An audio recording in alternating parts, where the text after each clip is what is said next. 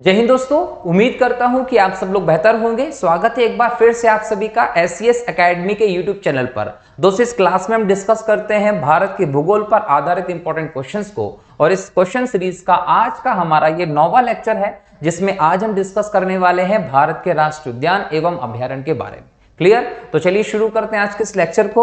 इस लेक्चर को शुरू करने से पहले, क्वेश्चंस पे डिस्कस करने से पहले, हम राष्ट्रीय उद्यान अभ्यारण्य के बारे में थोड़ी सी चीज देखते हैं कि ये है क्या। तो ध्यान रखिए कि हमारा देश जो है वो जैव विविधता की दृष्टि से बहुत संपन्न देश है। जब हम जैव विविधता शब्द का प्रयोग करते हैं दोस्तों, तो इसमें जीवों की विविधता को लिया जाता है, जिसमें अलग अलग प्रजाति के जीव, उनकी संख्या को शामिल किया जाता है। जितनी ज्यादा प्रजाति होंगी, जितने ज्यादा जीव होंगे, उतनी संपन्न जैव विविधता होती है, ध्यान रखेंगे।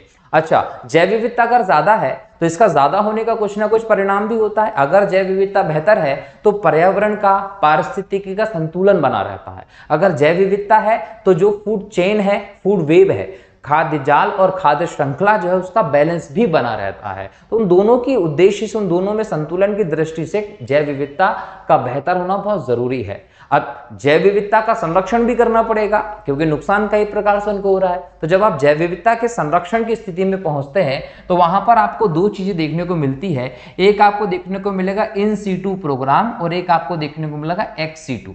इन सीटू और एक्स सीटू को जब आप हिंदी में देखते हैं, इसका मतलब होता है दोस्तों स्वस्थाने, और एक होता है पर स्थाने। मतलब कि आप जीवों के संरक्षण को उनके खुद के प्राकृतिक आवास पर जब महत्व देंगे, व्यवस्था करेंगे, तो वह स्वस्थानीय होगा। जब उन्हें उनके प्राकृतिक आवास से अलग कर संरक्षण देने की बात करेंगे तो वो पर स्थानीय होगा। बराबर है? तो स्वस्थानीय और पर स्थानीय की व्यवस्था संरक्षण के लिए। अब अगर हम स्वस्थानीय की बात करें तो जीवों के लिए जो जंगल होता है दोस्तों, उनका जो प्राकृतिक परिवेश है, वो उनका कहीं ना कहीं निवास है, जहां पर वो बेहतर तरीके से रह सकते हैं। तो अलग अलग प्रकार के जीवों को उनके प्राकृतिक आवास में संरक्षित करने की व्यवस्था के अंतर्गत जंगल के उस क्षेत्र में ही राष्ट्रीय उद्यान बनाने की व्यवस्था की गई है, अभ्यारण्य बनाने की व्यवस्था की गई है। राष्ट्रीय उद्यान हो, अभ्यारण्य हो या जैव आरक्षित क्षेत्र बनाने की व्यवस्था की गई है, जिससे कि विभिन्न जीवों को, वनस्पतियों को उनके प्राकृतिक परिवेश में ही संरक्षित किया जा सके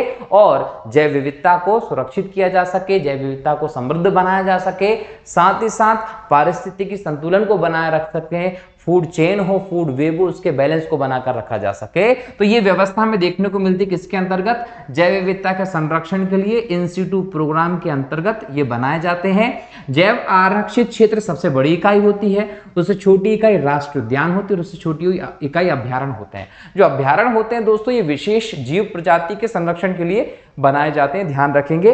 तो अब जब हमको ये पता चल गया कि राष्ट्रीय उद्यान, अभ्यारण्य, जैव आरक्षित क्षेत्र क्यों बनाए जाते हैं, तो अब हम क्वेश्चंस को बेहतर तरीके से डिस्कस कर सकते हैं, समझ सकते हैं। ठीक है? तो भारत का सबसे पुराना राष्ट्रीय पार्क, नेशनल पार्क कौन सा? ये पहला प्रश्न है आपका आज का। इसमें ऑप्शन है कांजीरंगा नेशनल पार्क, हेमिस राष्ट्रीय पार्क, राजाजी राष्ट्रीय उद्यान या जिम कॉर्बेट। तो याद रखिएगा, भारत का जो पहला सबसे पुराना नेशनल पार्क बनाया गया था दोस्तों, वो जिम कॉर्बेट नेशनल पार्क बनाया गया था, जो उत्तराखंड में है। उत्तराखंड में जो जिम कॉर्बेट नेशनल पार्क है दोस्तों, बहुत बढ़िया जगह है। अगर आप जाते हैं तो सफारी की दृष्टि से जाते हैं तो ये भारत का पहला राष्ट्रीय उद्यान के तौर पर बनाया गया था, ये ध्यान रखिएगा। और इसकी स्थापना के लिए 1936 में पहली बार विचार आया। जो बंगाल टाइगर है, बंगाल टाइगर है दोस्तों, उसकी संख्या कहीं ना कहीं कम होती जा रही थी, उसके संरक्षण को इंपॉर्टेंट दिए जाने की बात कर रहे थे। तो बंगाल टाइगर को संरक्षण देने के उद्देश्य से 1936 में पहली बार ये विचार आया, और उन्होंने हैली नेशनल पार्क के नाम से, क्या नाम से?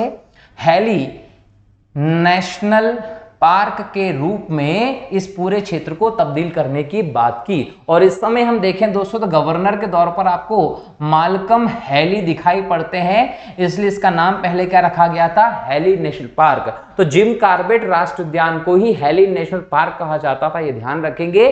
कब? जब इसको बंगाल टाइगर के संरक्षण के लिए स्थापित करने की बात हुई थी। चूंकि इस समय गवर्नर मालकम हैली थे, इसलिए इसको हैली नेशनल पार्क नाम दिया गया था। 1947 में आजादी मिलती है। आजादी के बाद इस क्षेत्र को रामगंगा नेशनल पार्क के नाम से जाना गया था, क्योंकि ये इंपॉर्टेंट क्षेत्र इस नदी के अंतर्गत आता है। ठीक है, तो इसको रामगंगा कहा जाने लगा दोस्तों। लेकिन बाद में इसका नाम फिर बदला और इसको नाम क्या दे दिया गया, जिम कॉर्बेट नेशनल पार्क इसको नाम दे दिया गया। जिम कॉर्बेट कौन थे, एक प्रसिद्ध शिकारी थे दोस्तों। और इस क्षेत्र में जब हम जाते हैं जिम कॉर्बेट के, तो यहाँ पर आदमखोर बाघ और इस प्रकार की कहीं ना कहीं प्रजातियां थी जिनके चलते यहाँ के ग्रामीण लोगों को नुकसान हो जाता था, इनका शिकार हो जाता था। तो जिम कॉर्बेट जो इस समय हम बोल सकते हैं कि एक शिकारी के तौर पर जाने गए थे। इनके योगदान को यहाँ देखा गया कि आदमखोर बाघ जो यहाँ के ग्रामीण क्षेत्र के लोगों को मार देते थे, जिम कॉर्बेट उनकी रक्षा करता था उनसे, तो इस वजह से इनको कहीं ना कहीं इंपॉर्टेंस दी गई। सैकड़ों लोगों की इन्होंने जान बचाई थी, इसीलिए जिम कॉर्बेट के नाम पर इस नेशनल पार्क को जाना जाता है, क्योंकि जिम कॉर्बेट की गतिविधि यहाँ पर ज्यादा थी। 1973 में जब भारत में प्रोजेक्ट टाइगर लॉन्च होता है दोस्तों, और 9 बाघ रिजर्व सबसे पहले स्थापित किए जाते हैं 1973 में, उनमें से एक जिम कॉर्बेट नेशनल पार्क भी है, ये भी आप ध्यान रखेंगे। तो एग्जाम में क्वेश्चन पूछेगा कि भारत का सबसे पुराना राष्ट्रीय पार्क कौन सा है, तो जिम कॉर्बेट है। जिम कॉर्बेट को जिम कॉर्बेट नाम क्यों दिया गया, शिकारी जिम कॉर्बेट के नाम पर, जिसने इस क्षेत्र के लोगों की आदमखोर बाघों से रक्षा की थी उस समय तक। और जिम कॉर्बेट के पहले इसका नाम क्या था दोस्तों, रामगंगा नेशनल पार्क भी इसको कहा गया।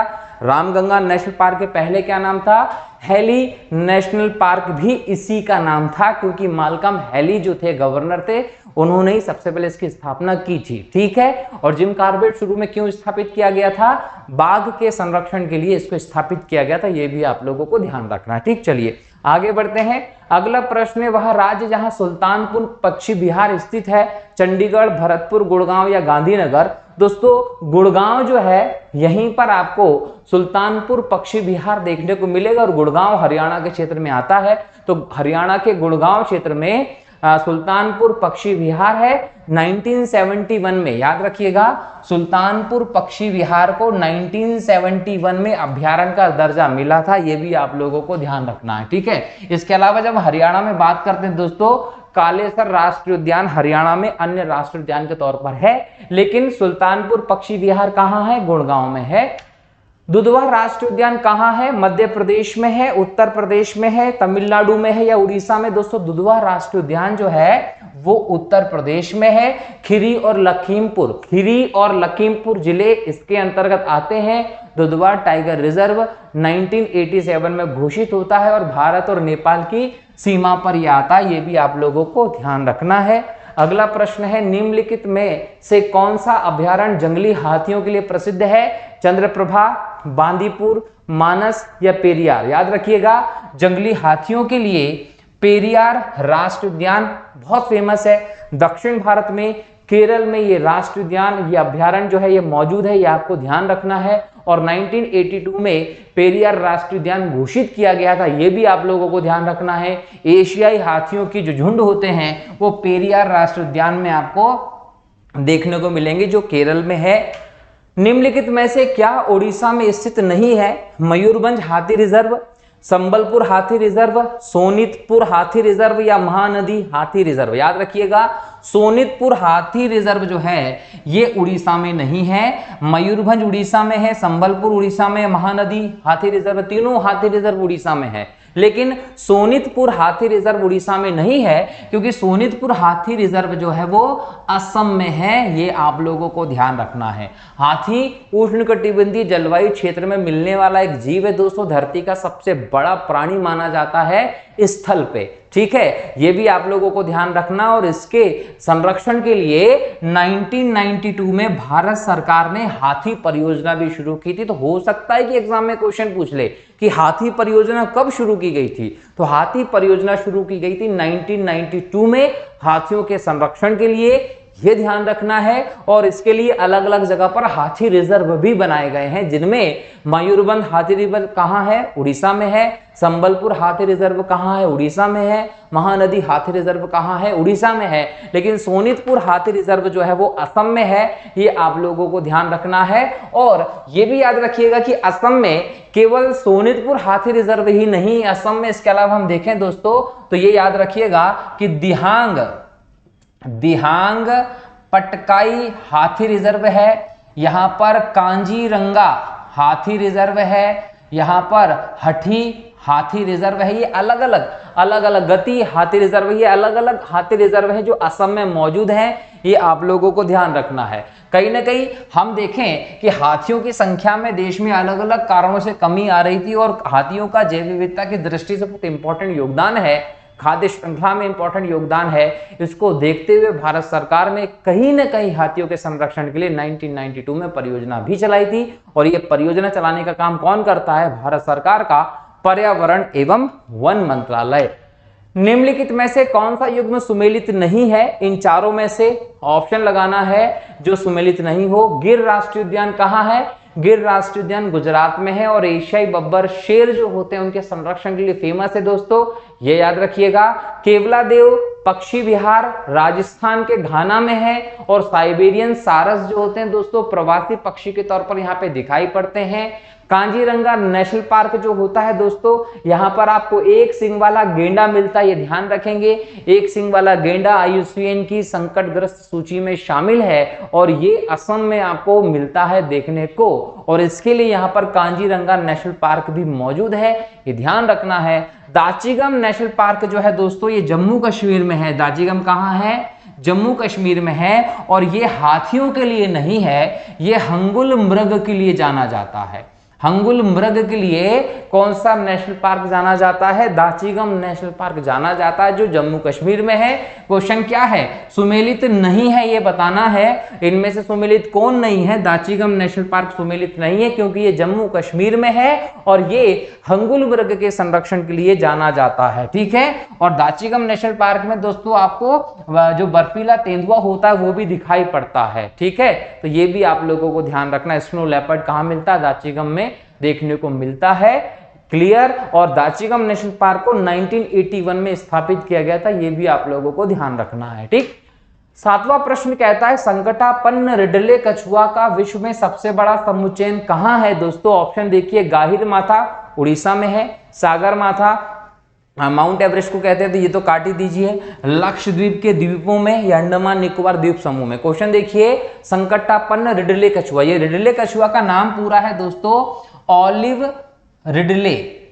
ऑलिव रिडले इसको कहा जाता है। ये प्रशांत महासागरीय क्षेत्र में विश्व के सबसे छोटे कछुए की प्रजाति में जाना जाता है। इसका ऑलिव रिडले इसको बोलते हैं क्योंकि इसके जो कलर होता है वो ऑलिव जैतून के जैसा कलर होता है, इसलिए इसको ऑलिव रिडले कछुआ बोला गया। और ये कछुआ उड़ीसा का जो तट है वहां पर प्रजनन के लिए, अंडे देने के लिए स्पेशल में आता है, जहां आजकल इसका शिकार भी किया जा रहा है, इस पर खतरा भी मौजूद है। पहले से ही IUCN की सूची में शामिल है ऑलिव रिडले टर्टल या कछुआ, और ये गाहिर माथा तट जो है उड़ीसा का वहां पर आते हैं अंडे देने के लिए, ये भी आप लोगों को ध्यान रखना है। तो उड़ीसा का पूर्व में गाहिर माथा जो क्षेत्र है वो विश्व में ऑलिव रिडले कछुए के लिए बहुत ज्यादा प्रसिद्ध है। सरिस्का राष्ट्रीय उद्यान कहां अवस्थित है? हरियाणा में है, गुजरात में है, राजस्थान में है या मध्य प्रदेश में? दोस्तों सरिस्का राष्ट्रीय उद्यान बाघों की दृष्टि से बहुत इंपॉर्टेंट क्षेत्र है जो राजस्थान में मौजूद है। 1955 में दिखेगा कि ये राजस्थान के अलवर जिले में स्थापित किया गया था और 1978 में इसको प्रोजेक्ट टाइगर से जोड़ा गया था और यहां पर बाघ पुनर्वास योजना 2008 में शुरू की गई थी। पहाड़ियों के बीच में राजस्थान में बाघों के लिए प्रसिद्ध है सरिस्का टाइगर रिजर्व, ये ध्यान रखिएगा। प्रश्न नंबर 9 कहता है विश्व का एकमात्र तैरता हुआ राष्ट्रीय उद्यान केबुल लामजाओ कहां पर है? याद रखिए ऑप्शन के हिसाब से देखें, नेपाल में, भूटान में, मणिपुर में या मिजोरम में। याद रखिएगा मणिपुर में लोकटक झील है। ये जो लोकटक झील है दोस्तों ये पूर्वोत्तर भारत की सबसे बड़ी मीठे पानी की झील है मणिपुर में, और यहीं पर आपको मिलता है केबुल लामजाओ नेशनल पार्क। यहाँ पर फुमडिस बहुत ज्यादा है जिसके कारण ये तैरता हुआ कहीं ना कहीं अभ्यारण्य के तौर पर दिखाई पड़ता है। और ये भी याद रखिएगा कि 1977 में इस अभ्यारण्य की स्थापना की गई थी और ये संकटग्रस्त प्रजाति संगाई हिरण के लिए जाना जाता है, ये भी ध्यान रखेंगे, ठीक। अगला प्रश्न है कांजीरंगा किसके लिए जाना जाता है? गेंडे के लिए, बाघ के लिए, पक्षी के लिए, गौर के लिए? याद रखिएगा, कांजीरंगा राष्ट्रीय उद्यान गेंडे, एक सिंग वाला गेंडा जो राइनो होता है दोस्तों, उसके लिए फेमस है। असम में है ये। कहां है ये? कांजीरंगा दोस्तों असम में है। बहुत खूबसूरत, बहुत अच्छा क्षेत्र आपको देखने को मिलता है और स्पेशली ये गेंडे के संरक्षण के लिए जाना जाता है। गेंडा प्रोजेक्ट जो है दोस्तों वो कांजीरंगा नेशनल पार्क में देखने को मिलता है। अगर हम गेंडे की बात करें दोस्तों तो 2018 में गेंडों की गणना हुई थी। इस गणना के हिसाब से 2413 गेंडे जो हैं वो यहां पर हमें देखने को मिलते हैं और लगभग 1100 के आसपास हाथी भी कांजीरंगा में देखने को मिलते हैं। तो हाथियों की दृष्टि से भी कांजीरंगा असम का जो नेशनल पार्क है ये फेमस है और गेंडे संरक्षण के लिए इंपॉर्टेंट दृष्टि से कांजीरंगा को विकसित किया गया है, ये ध्यान रखना है। क्लियर दोस्तों? और ये भी याद रखिएगा कि 1905 में इसे संरक्षित क्षेत्र घोषित किया गया था। 1974 में इसे राष्ट्रीय उद्यान बनाया गया था और तो और 1985 में मैं जाऊंगा, 1985 में जाऊंगा तो इसको यूनेस्को की सूची में भी शामिल किया गया था और यूनेस्को की सूची में शामिल होने के साथ एक इंपॉर्टेंट क्षेत्र के तौर पर हमें दिखाई पड़ता है, ये ध्यान रखेंगे। और तो और इस पूरे नेशनल पार्क को 2007 में प्रोजेक्ट टाइगर के अंतर्गत भी लाया गया है, ये भी आप लोगों को ध्यान रखना है। तो जब से आप कांजीरंगा की स्थिति को देखें और गेंडा परियोजना को देखते हैं तो हमारे देश में गेंडों की संख्या में वृद्धि देखने को मिली है। नल सरोवर पक्षी अभयारण्य किस राज्य में है? महाराष्ट्र में है, राजस्थान में है, गुजरात में है या उड़ीसा में है? दोस्तों नल सरोवर गुजरात में है, ये ध्यान रखेंगे। एक बहुत शानदार सुंदर प्राकृतिक जगह है और पक्षी के लिए जाना जाता है, इसलिए इसको पक्षी अभयारण्य भी घोषित किया गया है। झील है ये नल सरोवर, यहाँ पर दलदली क्षेत्र है, पक्षियों के लिए आश्रय स्थल के तौर पर यह जाना जाता है, जहाँ अलग अलग मौसम में आपको प्रवासी पक्षी भी देखने को मिलते हैं। तो प्रवासी पक्षियों के गंतव्य के तौर पर आप इसको देखने को मिलता है और गुजरात का सबसे बड़ा आर्द्र भूमि स्थल भी है। 1969 में पक्षी अभयारण्य घोषित हुआ था। तो गुजरात का आर्द्र भूमि स्थल है क्या? नल सरोवर, ये ध्यान रखिएगा आप लोग। ठीक, चलिए अगला प्रश्न देखते हैं। प्रश्न नंबर 12 सूची है, सूची 1 को सूची 2 से मिलाना है। एक तरफ राष्ट्रीय उद्यान दिए गए, एक तरफ उनसे संबंधित राज्य दिए गए हैं। बांदीपुर कहां है? बांदीपुर राष्ट्रीय उद्यान दोस्तों कर्नाटक में है। तो ए का चौथा, ए का चौथा, ए का चौथा, ए का तीन, ए का तीन, ये काट दीजिए, 2 बचे, ए का चौथा और ए का चौथा। बुक्सा टाइगर रिजर्व कहां है? बुक्सा टाइगर रिजर्व बंगाल में है। तो बी का तीसरा, तो बी का तीसरा यहां भी है, बी का तीसरा यहां भी है। माउंट आबू वाइल्ड लाइफ आश्रयणी कहां है? तो माउंट आबू राजस्थान में है, अरावली के क्षेत्र में। तो माउंट आबू कहां जाएगा? राजस्थान में। सी का पहला सही उत्तर आपका हो गया ए। और पेंच कहां है? मध्य प्रदेश में आता है, महाराष्ट्र और मध्य प्रदेश में फैला हुआ है। ठीक है, तो इस प्रकार से आपका उत्तर हो जाएगा ए। एक बार फिर से सूची को याद कर लीजिएगा, एग्जाम में डायरेक्ट क्वेश्चन पूछ सकता है पर्टिकुलर एक एक चीज से। क्या? बांदीपुर कर्नाटक में है, बुक्सा बंगाल में है, माउंट आबू राजस्थान में है, पेंच मध्य प्रदेश में है। चारों के चारों बाघों के लिए जाने जाते हैं। ठीक है, अगला प्रश्न, केवलादेव घाना पक्षी विहार कहां अवस्थित है? अलवर राजस्थान में, भरतपुर राजस्थान में, सवाई माधोपुर राजस्थान में, चिंगलपेट तमिलनाडु में? याद रखिएगा ये भरतपुर राजस्थान में है। केवलादेव घाना पक्षी विहार विश्व प्रसिद्ध पक्षी विहार के तौर पर जाना जाता है, जहां लगभग 230 प्रजाति के पक्षी देखने को मिलते हैं। सर्दियों में साइबेरिया के जो सारस होते हैं, वहां के जो पक्षी हैं, वो हजारों किलोमीटर की उड़ान भर के यहां मौजूद होते हैं दोस्तों। क्यों? क्योंकि साइबेरिया में टेम्परेचर बहुत ज्यादा कम हो जाता है। अगर साइबेरिया के पक्षियों को सर्वाइव करना है तो उनको एक ऐसे प्लेस पे जाना पड़ेगा जहां उनके अनुकूल परिस्थिति मौजूद हो। तो साइबेरिया के जो हजारों पक्षी होते हैं, सारस जो होते हैं, वो विश्व के अलग अलग क्षेत्रों में अपनी अनुकूल परिस्थितियों में पहुंचते हैं। ठीक है, कुछ पक्षी आपके इंदौर में भी आते हैं, सुरपुर तालाब पर देखने को मिलेंगे, आपको यशवंत सागर पे देखने को मिलेंगे। वैसे ही कुछ पक्षी आपको कहां पर पहुंच जाते हैं? राजस्थान, भरतपुर राजस्थान में, जहां आपका केवलादेव घाना पक्षी विहार मिलता है। ठीक है, तो जहां पर कहीं ना कहीं प्रवासी पक्षियों का जमावड़ा होता है।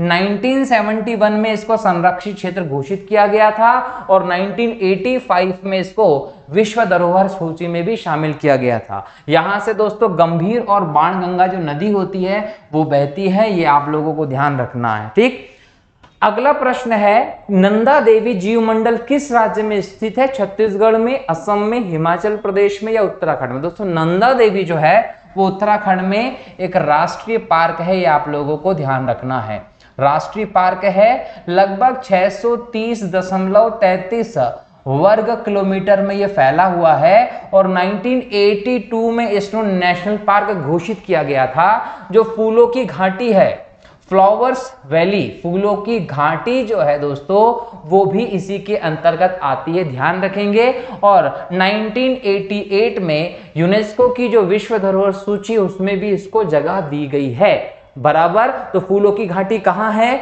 नंदा देवी के अंतर्गत ही आती है और ये उत्तराखंड में है, ध्यान रखेंगे। फूलों की घाटी को मिला लीजिए, नंदा देवी क्षेत्र को मिला लीजिए, तो यहां पर बन जाता है इसका एक जैव आरक्षित क्षेत्र। जब हम जैव आरक्षित क्षेत्र की बात करते हैं दोस्तों, तो जैव विविधता के संरक्षण की दृष्टि से जो सबसे बड़ी इकाई प्राकृतिक परिवेश में स्थापित की जाती है वो जैव आरक्षित क्षेत्र। भारत में कितने हैं? 18। सबसे पहला 1986 में नीलगिरी को घोषित किया गया था, ये आप लोगों को ध्यान होना चाहिए। ठीक है दोस्तों, चलिए, तो ये व्यवस्था हमने किसकी की है? नंदा देवी की बात की हम लोगों ने, ध्यान रखना। अगला प्रश्न है, मानस पशु विहार किस राज्य में स्थित है? राजस्थान में, झारखंड में, असम में या छत्तीसगढ़ में? दोस्तों मानस जो है वो असम में है। जैव विविधता की दृष्टि से हम देखते हैं तो जैव विविधता की दृष्टि से मानस बहुत इंपॉर्टेंट राष्ट्रीय उद्यान है, ध्यान रखेंगे। ये भूटान का जो हिमालय क्षेत्र है दोस्तों, भूटान का जो हिमालय क्षेत्र उसकी तलहटी में अवस्थित है। 1973 की अगर मैं बात करता हूं तो यहां पर आपको प्रोजेक्ट टाइगर देखने को मिलता है इस अभ्यारण्य में। 1985 में ये यूनेस्को की सूची में आता है, ये ध्यान रखेंगे। कौन? मानस को। और ये याद रखिएगा कि इसको उसी समय खतरनाक अभ्यारण्य की सूची में भी शामिल कर लिया गया था, लेकिन 2011 में इसको खतरनाक अभ्यारण्यों की सूची में से बाहर किया गया था, ये ध्यान रखिएगा। 1989 में इसको जैव आरक्षित क्षेत्र घोषित किया गया था। 1990 में ये नेशनल पार्क बना था, यह आप लोगों को ध्यान रखना। असम में है। मधुमलई पशु विहार प्रसिद्ध है व्याघ्रों के लिए, बाघों के लिए, बाइसन के लिए, गबलों के लिए, पक्षियों के लिए या हाथियों के लिए? दोस्तों मधुमलई जो पशु विहार है ये व्याघ्र के लिए भी फेमस है और हाथियों के लिए, लेकिन सबसे ज्यादा ये हाथियों के लिए फेमस है, आप लोगों को ध्यान रखना है। और ये भी याद रखिएगा कि 1940 के आसपास स्थापित किया गया था। इसकी जो पहुंच है दोस्तों वो कर्नाटक में है, इसकी पहुंच केरल में है और इसकी पहुंच तमिलनाडु में है।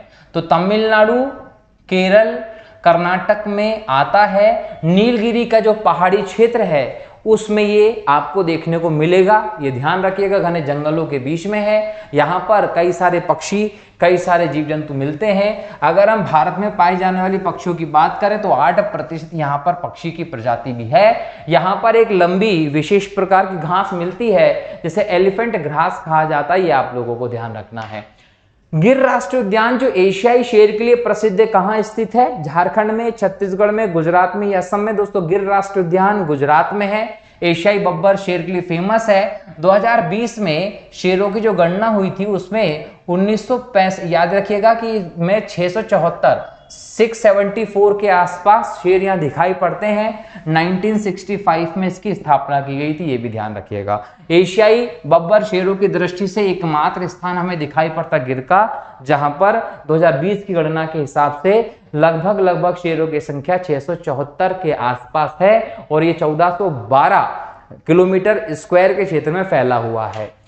नामदफा वन्यजीव अभ्यारण्य किस राज्य में स्थित है? अरुणाचल प्रदेश में है, जम्मू कश्मीर में है, उड़ीसा में है या मिजोरम में? दोस्तों नामदफा अरुणाचल प्रदेश में स्थित है। और यह भी याद रखिएगा कि पूर्वी हिमालय का सबसे बड़ा उद्यान भी है ये नामदफा वन्यजीव आरक्षण क्षेत्र। 1972 में इसको उद्यान बनाया गया था। 1983 में यहाँ पर प्रोजेक्ट टाइगर लेकर आए थे। मिशमी पहाड़ियां यहाँ आती हैं और म्यांमार के साथ सीमा भी बनाता है। खगचंद जेदा राष्ट्रीय उद्यान कहाँ स्थित है? मिजोरम में, सिक्किम में, नागालैंड में या असम में? दोस्तों खगचंद ज़ेंदा जो है ये सिक्किम में है, 1977 में स्थापित किया गया था। कंचनजंगा राष्ट्रीय उद्यान भी इसी का नाम है, यह आप लोगों को ध्यान रखना है। भारत के सिक्किम जो राज्य है वहां पर ये है और इसे एक बायोस्फीयर रिजर्व का दर्जा भी मिला हुआ है। 2016 में यूनेस्को की सूची में इसको शामिल किया गया है। भारत का पहला मिश्रित विरासत स्थल अगर कोई है तो वो कंचनजंगा राष्ट्रीय उद्यान है, ये ध्यान रखेंगे। कंचनजंगा पर्वत के नाम पर इसका नाम पड़ा हुआ है। डाम्फा वन्यजीव अभयारण्य कहाँ है? मिजोरम में, नागालैंड में, असम में या सिक्किम में? दोस्तों डाम्फा वन्यजीव अभयारण्य मिजोरम में है, जिसकी स्थापना 1985 में की गई थी। डाम्फा शब्द जो होता है इसका अर्थ होता है अकेला पुरुष। डाम्फा शब्द का मतलब होता है अकेला पुरुष, और ये एक स्थानीय कथा है यहाँ पर एक गांव की, जिसमें कहा जाता है कि यहाँ बहुत सारी महिलाएं मर गई थी, इसलिए इसका नाम जो है वो अकेला पुरुष डम्फा पड़ा हुआ है, ध्यान रखेंगे। ठीक है, अगला प्रश्न है, निम्नलिखित में से कौन सा राष्ट्रीय उद्यान प्रोजेक्ट टाइगर के अंतर्गत नहीं आता? कान्हा किसली आता है 1973-74 में, रणथंबोर आता है, जिम कॉर्बेट आता है, केबुल लामजाओ नहीं आता क्योंकि यहाँ पर बाघ नहीं है, संगाई हिरण यहाँ पर मिलते हैं। केबुल लामजाओ के बारे में आपको बता चुका हूँ कि किस प्रकार से इसको तैरता हुआ अभ्यारण्य कहते हैं, इसकी वजह से। कान्हा किसली की बात करते हैं दोस्तों, तो 1 जून 1955 को स्थापित किया गया था एज राष्ट्रीय उद्यान के तौर पर। यहाँ देखिएगा बालाघाट का इलाका देख लीजिए, मंडला का इलाका देख लीजिए, वहां पर ये फैला हुआ है, स्पेशली मंडला में आता है। और यहाँ पर 1973-74 में जब आप जाते हैं तो प्रोजेक्ट टाइगर का भी प्रारंभ होता है, यह आप लोगों को ध्यान रखना है। 940 वर्ग किलोमीटर में फैला हुआ है, मध्य प्रदेश का सबसे बड़ा और पहला राष्ट्रीय उद्यान है कान्हा किसली राष्ट्रीय उद्यान, एकमात्र राष्ट्रीय उद्यान जिसने अपना शुंभकर भूर सिंह बारासिंगा को बनाया हुआ है। रणथंबोर की जब बात करते हैं दोस्तों तो ये सवाई माधोपुर जो है राजस्थान का वहां पर है। 1955 में ये भी स्थापित किया गया था, 1973 में इसे प्रोजेक्ट टाइगर में लेकर आए थे, ये याद रखिएगा। जिम कॉर्बेट उत्तराखंड में मैं इसके बारे में आपको बता चुका हूँ। केबुल लामजाओ मणिपुर में मैं इसके बारे में आपको बता चुका हूँ। राजाजी राष्ट्रीय पार्क एक प्राकृतिक आवास है, कहां पर है ये? महसेरी मछली का, एशियाई हाथी का, कस्तूरी मृग का या चीतल का, किसका आवास है ये? तो याद रखिए राजाजी राष्ट्रीय पार्क एक प्राकृतिक आवास किसका है? तो याद रखिएगा कि राजाजी का जो पार्क है यहाँ पर आपको स्पेशली जो मिलते हैं दोस्तों वो कस्तूरी मृग मिलते हैं, ये ध्यान रखना है।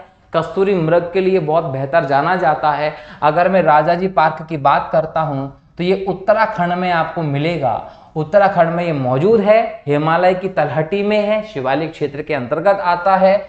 820 वर्ग किलोमीटर इसका कुल क्षेत्रफल है और उत्तराखंड के 3 जिले हरिद्वार, देहरादून और पौड़ी गढ़वाल, याद रखिएगा पौड़ी गढ़वाल ये पहला जिला है, देहरादून ये दूसरा जिला है और हरिद्वार, इन तीनों जिले में फेमस 820 वर्ग किलोमीटर में फैला हुआ है। और ये भी याद रखिएगा कि 1983 में इसको घोषित किया गया। 3 वन्यजीव अभ्यारण्यों को मिलाकर एक चिल्ला, एक मोतीचूर और राजाजी को मिलाकर ये बनाया गया है, ये ध्यान रखिएगा। ठीक है, और श्री राजगोपालाचारी जो थे भारत के पहले भारतीय गवर्नर जनरल जो थे आजादी के समय, उनके नाम पर इसका नाम पड़ा है राजाजी राष्ट्रीय उद्यान। सुमेलित करना सूची को सूची 2 से। कांगेर घाटी कहाँ है? छत्तीसगढ़ में है। नागरहोल कहाँ है? नागरहोल कर्नाटक में है दोस्तों। कुगती वन्यजीव अभ्यारण्य कहाँ है? हिमाचल प्रदेश में है। सुल्तानपुर कहाँ है? हरियाणा में। ठीक है, मिला लीजिएगा जोड़ी। अगला प्रश्न है, जोड़ी मिलाना है। नामदफा कहाँ है? अरुणाचल में। बांदीपुर कहाँ है? कर्नाटक में। पेरियार कहाँ है? केरल में। केबुल लामजाओ कहाँ है? मणिपुर में है, इसको भी मिला लीजिएगा।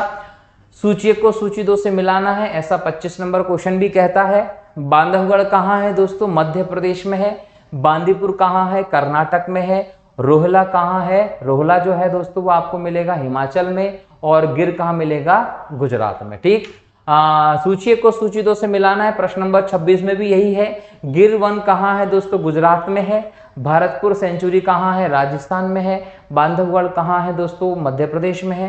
कांजीरंगा कहाँ है दोस्तों? तो असम में है। अगला प्रश्न है, सूची को सूची 2 से इसमें भी मिलाना है। कान्हा किसली राष्ट्रीय उद्यान कहाँ है दोस्तों? तो कान्हा किसली राष्ट्रीय उद्यान मंडला में पड़ता है। कान्हा किसली कहाँ है? मंडला में पड़ता है। इसके बारे में मैंने आपको बताया कि 1955 में स्थापना हुई। अभ्यारण्य के तौर पर 1930 के आसपास अंग्रेजों ने स्थापित किया था। कान्हा किसली जो होता है दोस्तों वो बारहसिंगा के लिए फेमस है। मध्य प्रदेश का पहला राष्ट्रीय उद्यान, मध्य प्रदेश का सबसे बड़ा राष्ट्रीय उद्यान, भूर सिंह बारहसिंगा शुंभकर लॉन्च करने वाला पहला राष्ट्रीय उद्यान, हवाई पट्टी जहां है वो राष्ट्रीय उद्यान भी कान्हा किसली राष्ट्रीय उद्यान है, ये ध्यान रखेंगे। और मध्य प्रदेश में 1973-74 में जो पहला प्रोजेक्ट टाइगर आया था वो भी कान्हा किसली राष्ट्रीय उद्यान में आया था, ध्यान रखेंगे। बांधवगढ़ के बारे में बात करें दोस्तों तो बांधवगढ़ राष्ट्रीय उद्यान जो है वो आपको कहां मिलेगा? बांधवगढ़ राष्ट्रीय उद्यान आपको मिलेगा उमरिया में, ठीक है। बांधवगढ़ जो है वो आपको मिलता है कहां दोस्तों? उमरिया जिले में मिलता है। और बांधवगढ़ की स्थापना 1968 में हुई थी। और मध्य प्रदेश में ऐसा पार्क है जहां पर बोल सकते हैं पहाड़ी क्षेत्र है और प्रोजेक्ट टाइगर चल रहा है। माधव राष्ट्रीय उद्यान आपको कहां मिलेगा दोस्तों? माधव राष्ट्रीय उद्यान आपको मिलेगा शिवपुरी में। माधव राष्ट्रीय उद्यान कहां मिलेगा आपको? शिवपुरी में मिलेगा, ध्यान रखेंगे। और इंद्रावती राष्ट्रीय उद्यान आपको मिलता है बीजापुर में, ठीक है। और यहाँ पर बांधवगढ़ को आप शेड्यूल से जोड़ सकते हैं क्योंकि ये उमरिया के पास का इलाका है, ठीक है। तो यहाँ पर उमरिया आएगा, याद रख लीजिएगा आप लोग, ठीक। तो कान्हा किसली मंडला, बांधवगढ़ राष्ट्रीय उद्यान जो है वो कहाँ हो गया? उमरिया में। 1968 में बना, प्रोजेक्ट टाइगर यहीं पर है, 32 पहाड़ियों से घिरा हुआ है, ये भी याद रखेंगे। माधव राष्ट्रीय उद्यान शिवपुरी में है। और माधव जो है दोस्तों वो सिंधिया जो महाराजा रहे उनकी एक शिकार स्थल के तौर पर जाना गया। 1958 में इसको राष्ट्रीय उद्यान का दर्जा दिया गया था। जॉर्ज कैथल भवन जो है वो माधव राष्ट्रीय उद्यान में मौजूद है, याद रखेंगे। इंद्रावती राष्ट्रीय उद्यान बीजापुर छत्तीसगढ़ में है, इंद्रावती नदी के किनारे पर, यह ध्यान रखेंगे, ठीक है। तो ये जोड़ लीजिएगा, अलग अलग प्रकार से यहाँ पर मैंने आप लोगों को डिटेल में बता दिया है, ठीक। चलिए आगे देखें, अगला प्रश्न है सूची को सूची 2 से मिलाना है। एक तरफ पार्क और वन्यजीव अभ्यारण्य, दूसरी तरफ राज्य दिए गए हैं। दाचिगम वन्यजीव अभ्यारण्य जम्मू कश्मीर में है, हंगुल मृग के लिए फेमस है। केवलादेव घाना पक्षी अभ्यारण्य राजस्थान में है। कान्हा राष्ट्रीय पार्क मध्य प्रदेश में है। पेरियार वन्यजीव अभ्यारण्य हाथियों के लिए फेमस है, केरल में है।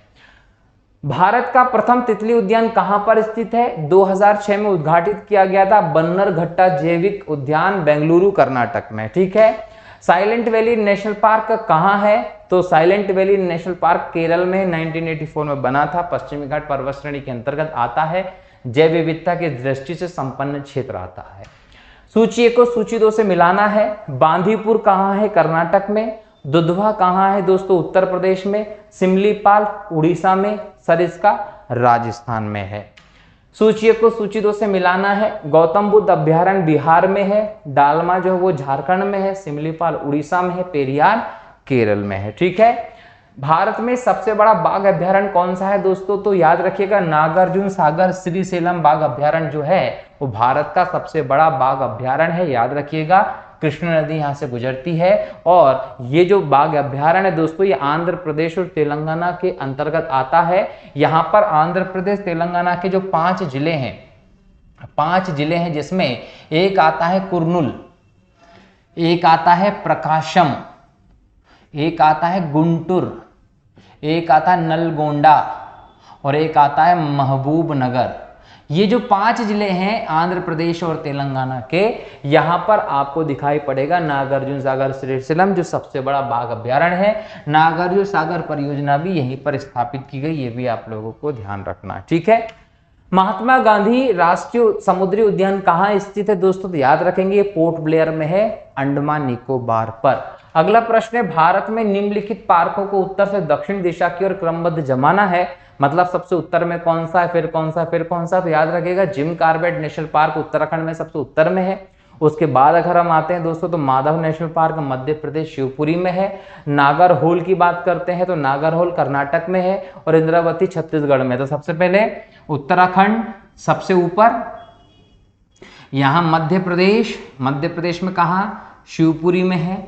उसके बाद इंद्रावती छत्तीसगढ़ में आता है और ये कर्नाटक में आता है। तो कर्नाटक बहुत नीचे हो जाता है छत्तीसगढ़ की तुलना में। अगर हम देखते हैं तो पहले नंबर पर आएगा तीसरा, फिर आएगा चौथा, फिर आएगा पहला, फिर आएगा दूसरा। तो तीसरा, चौथा, पहला, दूसरा। तीसरा, चौथा, पहला, दूसरा, सी आपका सही उत्तर हो जाएगा। ये आप लोगों को ध्यान रखना। ठीक है दोस्तों, चलिए आगे बढ़ते हैं। अगला प्रश्न है, निम्नलिखित में से कौन एक सुमेलित नहीं है? राजाजी राष्ट्रीय उद्यान हाथी के लिए, पेरियार राष्ट्रीय उद्यान हंगुल के लिए, मानस राष्ट्रीय उद्यान हाथी के लिए, दुधवा राष्ट्रीय उद्यान टाइगर के लिए। याद रखिए, राजाजी नेशनल पार्क में हाथी मिलते हैं, मानस में हाथी मिलते हैं, दुधवा में टाइगर मिलते हैं, लेकिन पेरियार में हंगुल नहीं मिलते। पेरियार में कौन मिलते हैं? हाथी मिलते हैं, केरल में है। हंगुल मृग के लिए दाचीगम नेशनल पार्क जम्मू कश्मीर का फेमस है, ये आप लोगों को ध्यान रखना है। तो बी वाला आपका सुमेलित नहीं, ये सही उत्तर हो जाएगा। अगला प्रश्न, निम्नलिखित में से किस एक में राष्ट्रीय उद्यानों की संख्या अधिकतम है? मतलब इन सभी में कौन सा राज्य है जहां पर राष्ट्रीय उद्यान सबसे ज्यादा है? तो मध्य प्रदेश में 12 राष्ट्रीय उद्यान है, सबसे ज्यादा मध्य प्रदेश में है। 12 राष्ट्रीय उद्यान में से 6 में मध्य प्रदेश में प्रोजेक्ट टाइगर चलता है और एक रातापानी वन्यजीव अभ्यारण्य रायसेन में है जिसमें प्रोजेक्ट टाइगर चलता है। तो मध्य प्रदेश में 7 प्रोजेक्ट टाइगर भी है, ये आप लोगों को ध्यान रखना है। मध्य प्रदेश में जीवाश्म राष्ट्रीय उद्यान कहाँ है दोस्तों? तो जीवाश्म राष्ट्रीय उद्यान जो है डिंडोरी में है और मध्य प्रदेश का सबसे छोटा राष्ट्रीय उद्यान भी है, जिसकी बोल सकते हैं आकार जो है वो लगभग 270 वर्ग किलोमीटर के आसपास है, डिंडोरी में ही। ध्यान रखेंगे, पहले ये मंडला का हिस्सा था लेकिन अब डिंडोरी अलग बन गया, तो ये डिंडोरी जिले में आता है। मध्य प्रदेश का पहला जीवाश्म उद्यान भी डिंडोरी में जीवाश्म उद्यान है दोस्तों। यहाँ पर वृक्षों के जीवाश्म मौजूद हैं, ये ध्यान रखना है। ठीक है, इसका संबंध दोस्तों नीलगिरी जीवाश्म से है। इसके जीवाश्म को नीलगिरी जीवाश्म कहा जाता है, जो सबसे पुराने जीवाश्म के तौर पर फेमस है। बुक्सा बाघ परियोजना भारत के किस राज्य से संबंधित है? पश्चिम बंगाल से, ये आप लोगों को ध्यान रखना है। 15वें टाइगर रिजर्व के तौर पर बुक्सा को प्रोजेक्ट टाइगर के अंतर्गत शामिल किया गया था। बंगाल के जलपाईगुड़ी में ये मौजूद है, 1983 में जोड़ा गया था। ठीक है, निम्न में से कौन सा सागरीय राष्ट्रीय उद्यान है दोस्तों? याद रखेंगे, मन्नार की खाड़ी राष्ट्रीय उद्यान एक सागरीय उद्यान है जो मन्नार की खाड़ी में, मन्नार की खाड़ी भारत और श्रीलंका के बीच में है, यहीं पर आपको मन्नार की खाड़ी सागरीय राष्ट्रीय उद्यान मिलता है, ध्यान रखेंगे।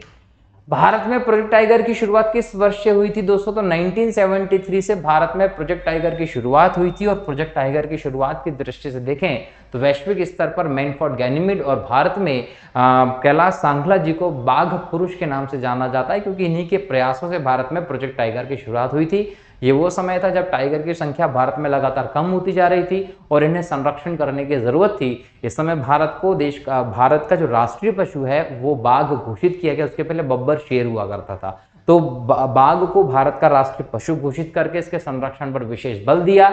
1973 में प्रोजेक्ट टाइगर आता है और भारत के 9 अलग अलग अभ्यारण्यों को बाघ अभ्यारण्य के तौर पर घोषित करके इस प्रोजेक्ट को शुरुआत करते हैं। आज अगर हम भारत में देखें दोस्तों तो लगभग 54 टाइगर रिजर्व की व्यवस्था मौजूद है। याद रखिएगा कि 54वें टाइगर रिजर्व के तौर पर